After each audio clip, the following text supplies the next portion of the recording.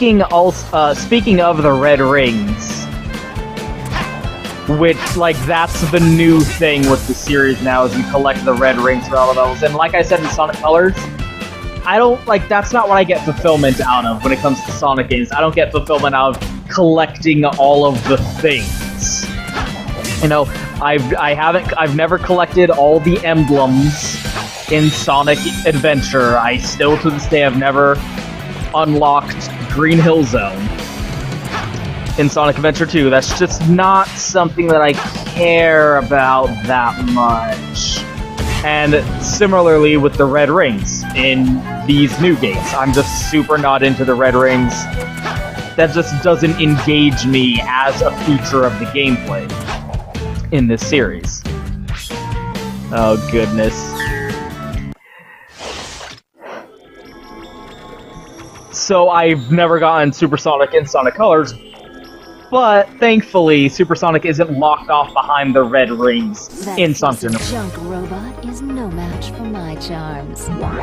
So, literally, Rouge's gameplay feature is she shakes her tits at the robots and they get all goo-goo eyes over it.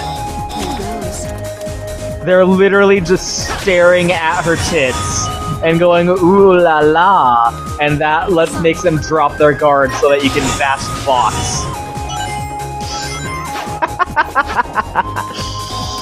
That's what Rouge is known for in this series. That's what made Rouge infamous in the Sonic games, is them tatas. Oh, should we give her a treasure hunting section like with Knuckles? That's what her gameplay was in Sonic Adventure, remember? That's not what she's famous for, though. She's famous for them titties. Let's have her gameplay be based around them titties. But also, what's cool is this area that we're going through is Seaside Hill, but it's at nighttime. That's awesome. We've never seen Seaside Hill at nighttime. That's such a cool thing that they're taking some of these little extra challenge stages, taking them as an opportunity to see some of these classic environments in a way that we've never seen them before. Example 1 being Seaside Hill here at nighttime, but they also do that with another level that we'll be doing it shortly after as well. I just think that's so nifty. Like, that's such a cool little idea. There's little tiki torches lit up all over the place. Seeing the same environment at a different time of day can add, like, a much more to the visuals of navigating that environment. That's part of what Sonic Unleashed did kind of miss out on a little bit. Since you went through the different levels at different times of day, but with a different gameplay feature, and the way you interacted with the environment was different compared from daytime to nighttime. I feel hoping there will be 1 year's worth of rings. Rings? Rouge? I thought Rouge's thing was gems. Why does she care about rings? But yeah, again, as I've always said, it's fun to have a character like Rouge running around in the Sonic universe. And again, that's a little peek into, I think, the idea of showing a little glimpse into what these characters are like and how they interact off-screen. You know, they're taking these little opportunities to throw in as much in what limited amount of space and time they have to do it with. Think you can find me? God, your voice is so awesome. His voice is just so fucking badass. God damn it. Come on. There we go. So being a ninja, SBO goes on missions for the hidden village of the rings, I guess. I don't know, just insert Naruto jokes here, right? That's what I think of when I think of SBO.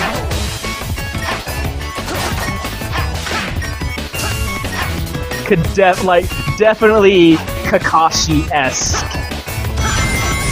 Although I do like the idea that he's like this super serious, badass ninja guy, and what does he do? What does he make a career out of? Working at a detective agency, where he's not even the boss. He takes orders from Vector. Vector is the one who's in charge of the Chaotix. Espio's just an employee. That's what he does to earn a living. Damn it, Espio. Come on! How is this happening? There we go. Oh, come on. There we go. Fucking you up. Also, thankfully, if you are trying to get an S rank, which I don't know why you would bother. But the rings do not count towards your ranking. It's purely based on time. So you could finish with 0 rings. It wouldn't make a goddamn bit of difference in terms of your ranking. Ah, shit. Oh, I did get him. Come on.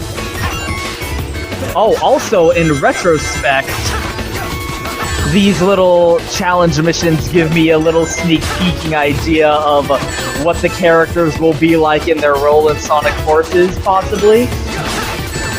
They'll be using their expertise that they're showing off in these little challenge missions while they're running around as part of the resistance in Sonic Forces, probably.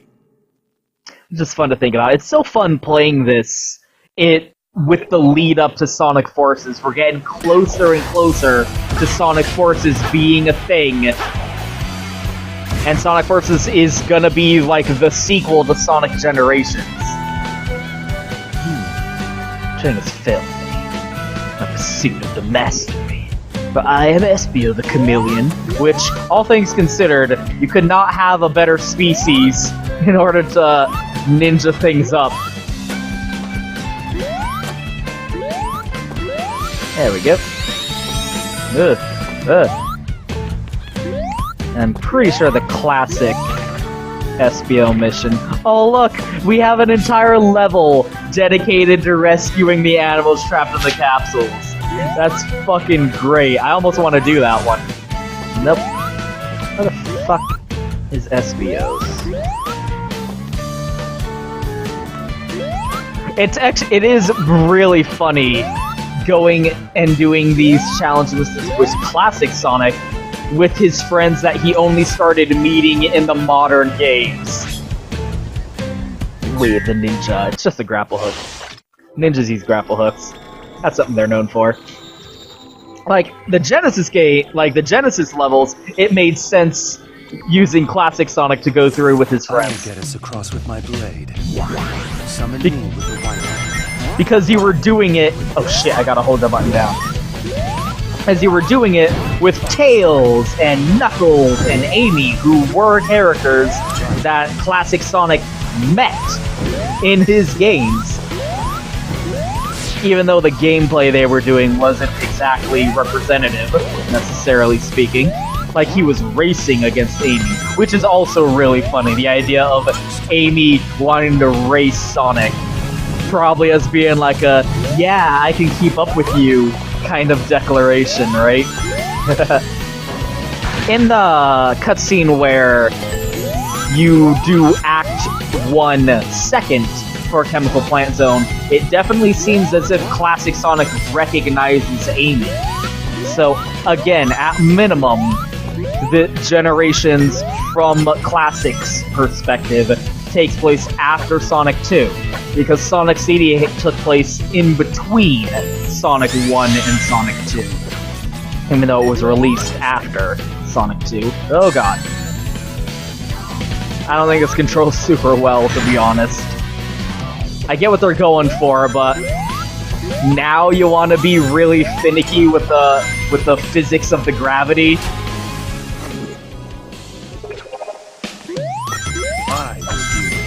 There we go. Just trying to be greedy with it. Whoa! There we go. Nope. Shit. Let go to... I always forget they have to hold the button down and then let go. There we go. There we go. Oh! Not quite. At least we didn't die. Here we go. SPO actually sounds a lot like Shadow's old voice, a little bit.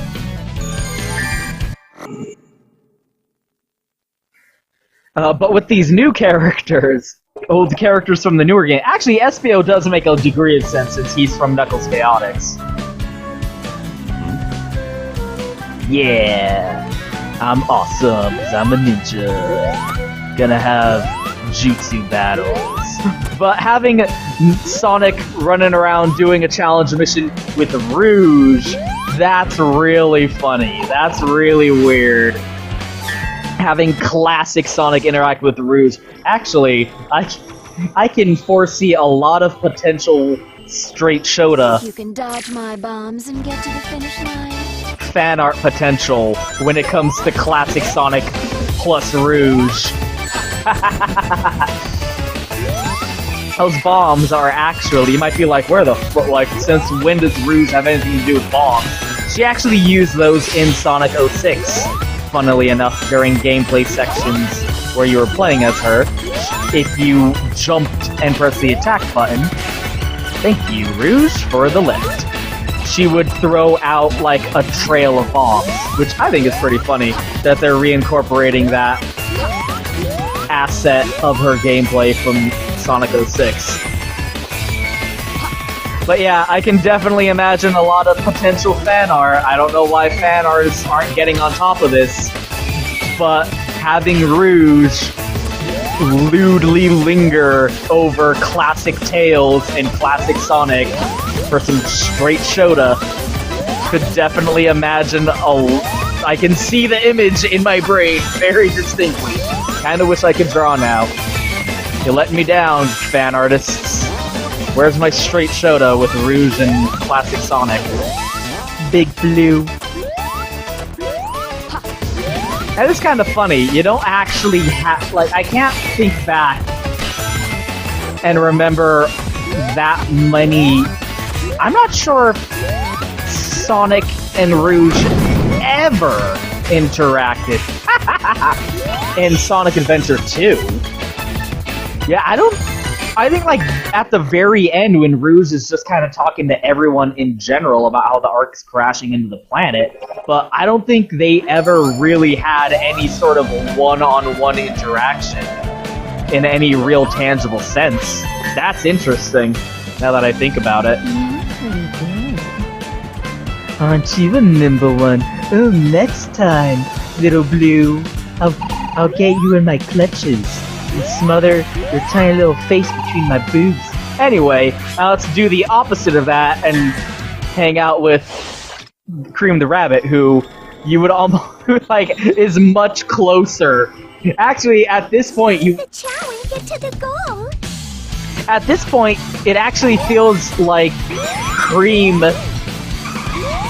is more powerful than Genesis Sonic. Like, advanced to era Cream. Like, the capabilities that she had in Sonic Advance. In Sonic Advance 2. All this is like, it's sort of a race where we're racing her to get Chow. So, there is more than enough Chow for both of us. I think there's... like, what would the math be? I think there's 20 Chow. No. Well, we've already won, because we have more Chow than she does. We have to get at least all of them. It is funny that we're racing her to collect Chow. Once again, I love how Cream's associated with Chow. Because of because of cheese. Cream and cheese. God damn it, Cream! Fuck! Hold this, like, fucking Dark Horse victory over here! Fuck! Come on! Ah, shit. As I said, fucking Cream is probably, at this point, more powerful than Genesis era Sonic. Oh hey, that car stopped! Oh shit, those fucking hedgehog running... Fucking hedgehog running through the street. Better stop my car so I don't run over this hedgehog. God damn it, shit. Fucking this up. I love this track that's playing right now. I think it's probably a track from Advance. Because what's great, this level is Speed Highway in the daytime. A level we only ever saw and interacted with at night. We're seeing it in the daytime. And seeing Speed Highway in the daytime, it actually looks a lot like a level from Sonic Adventure 2 Advance. Sonic Advance 2. So it's almost as if we're getting that level from Sonic Adventure 2 Advance. Sonic Advance 2, where Cream was originally made her debut in Generations, in the form of seeing Speed Highway in the daytime, which I think is pretty cute. Again, they're taking the opportunity to show the same level in a different time, in a different lighting, and that adds a different vibe to what the landscape evokes. Just like how Seaside Hill at night sorta is reminiscent of the island level from Sonic Unleashed as the warehouse. Hey, Mama Chow. Yeah. Once again, would be so cool to see Cream in Sonic Forces. Yeah, here we go.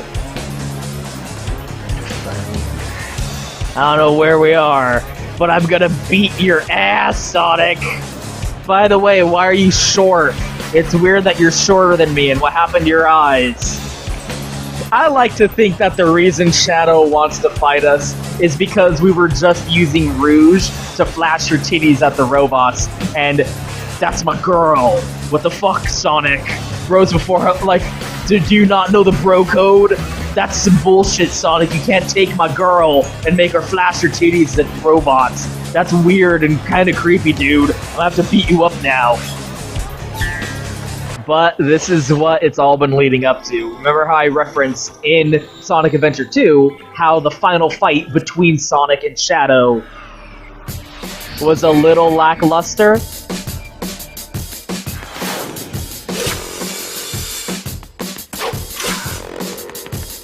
Time to battle.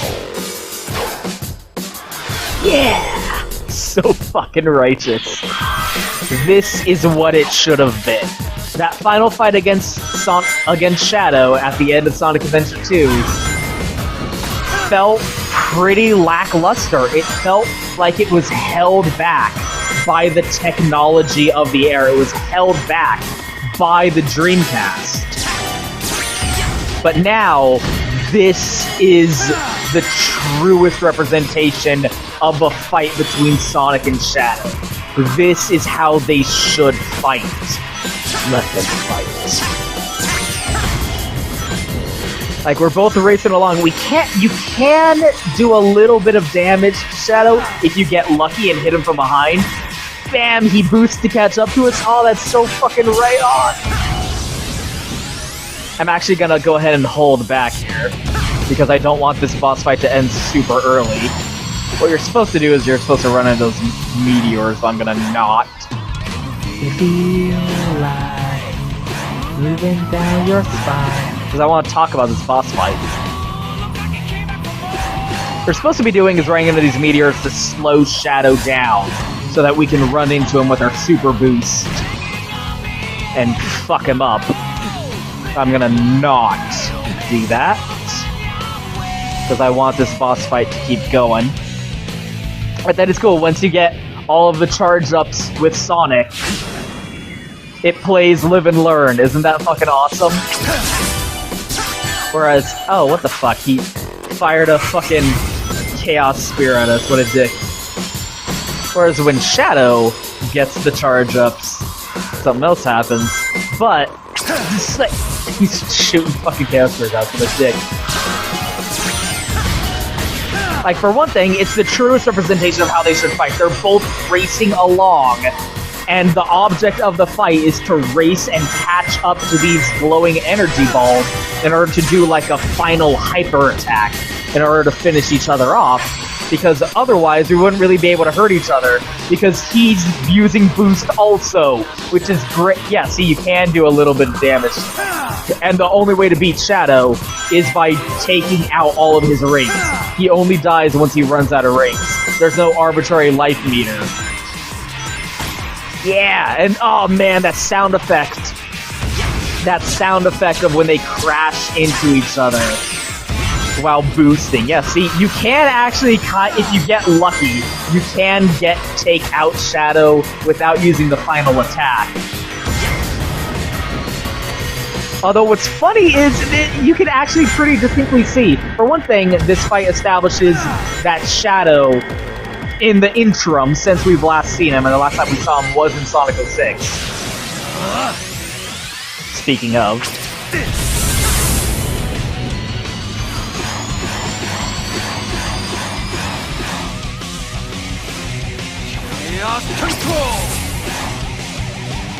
Oh, hail Shadow!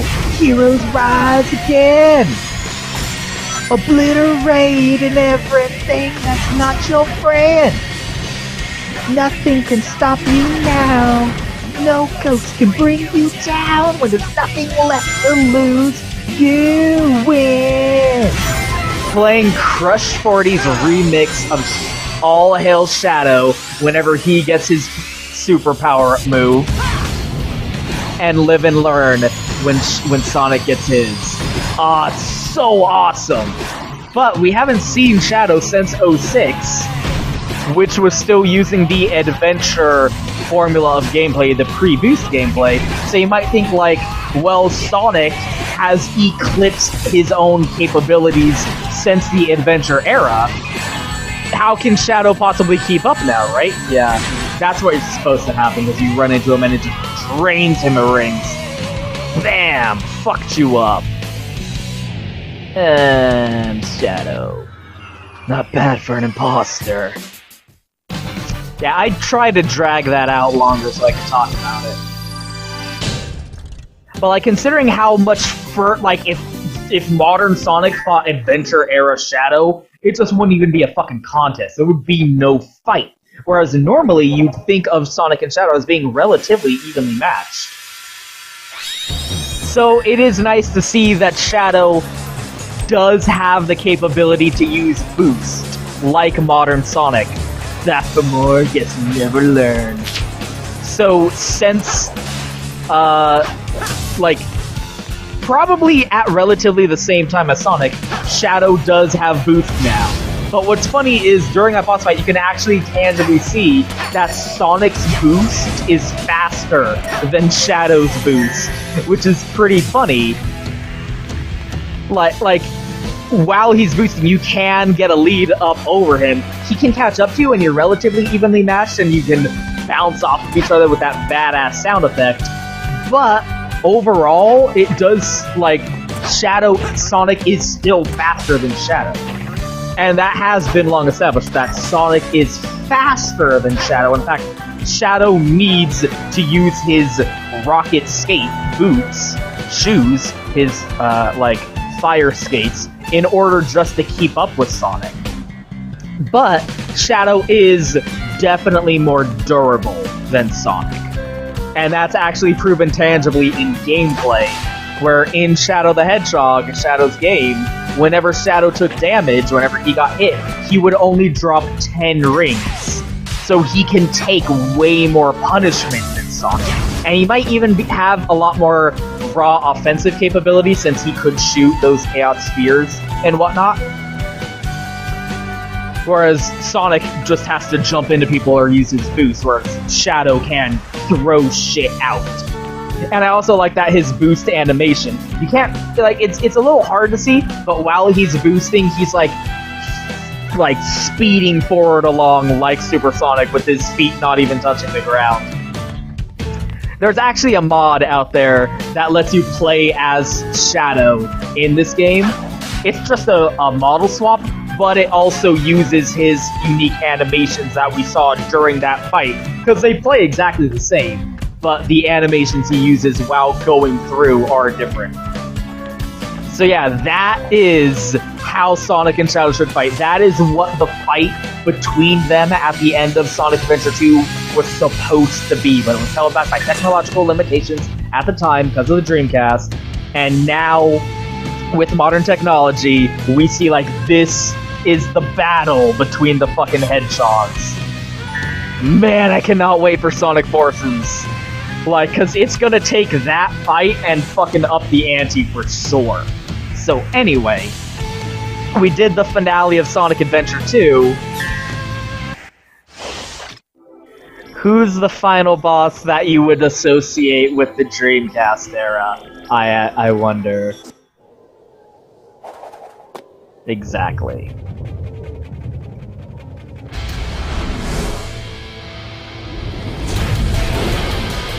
Ah, sends chills down my spine, dude. What a difference 10 years can make. 15. No, 5? Shit, math is hard. Raging light. On the horizon. It's such a bad sign.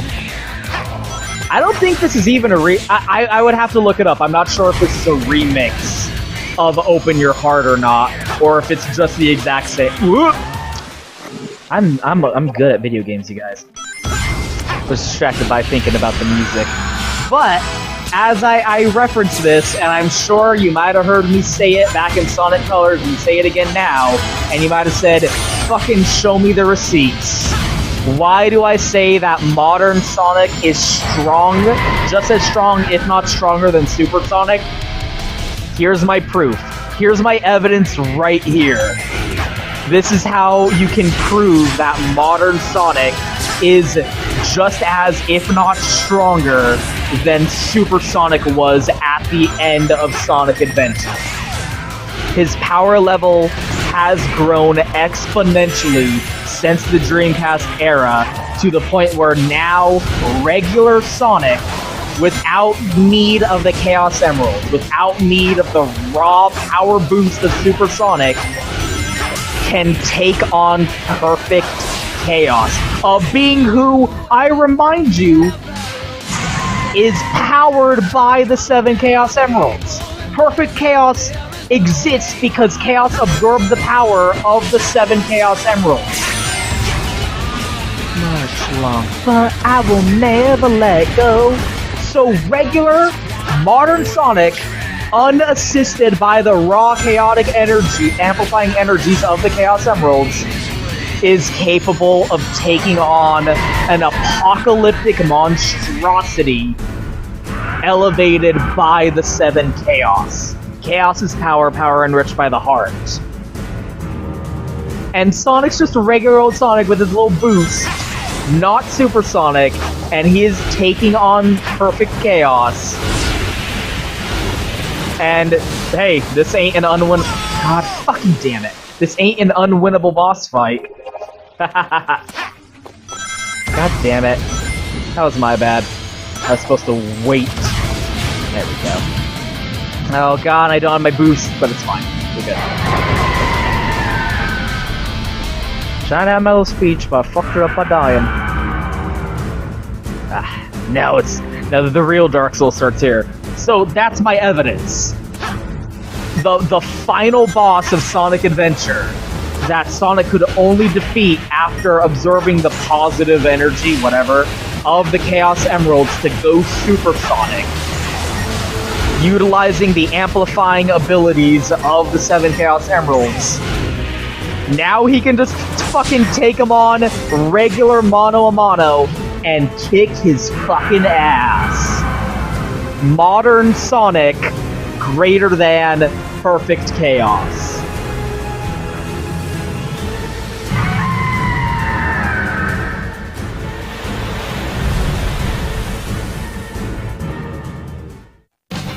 There's my fucking evidence. The true blue regular old Sonic the Hedgehog you see before us right now is more powerful than Super Sonic at the end of Sonic Adventure. Of course, that just means, Christ, how fucking powerful is Super Sonic version of this Sonic? Am I right?